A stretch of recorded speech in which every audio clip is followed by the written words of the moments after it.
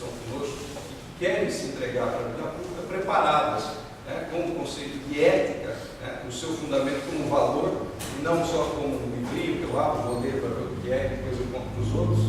Isso tem que ser arraigado, tem que ser colocado lá no software, né, no sistema nervoso central, para a gente não perder essa questão, e muitas outras coisas que vão decorrer da apresentação dele. Por isso que eu valorizo essa disposição de vocês de estarem aqui num momento, então, de desafio, né, para a atuação política. Um momento em que muitas vezes quem se coloca como candidato a político pode não ser bem visto, né?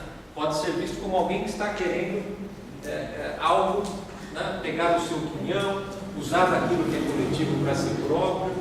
Então, por isso também que eu acho que neste momento fazer uma campanha em que os princípios, a ética fiquem bem claros, né, bem delineados, é uma maneira de se diferenciar dessa situação enlameada, né, que estamos acompanhando, e realçar então o que é, qual é o sentido da vida pública. Então, estratégia de marketing, você tem que fazer pesquisa, analisar a situação, no caso de vocês, ver em quais instituições vocês podem se inserir, como é que vocês vão se comunicar, quem pode ajudar vocês, parentes, amigos, clubes, entidades de serviço.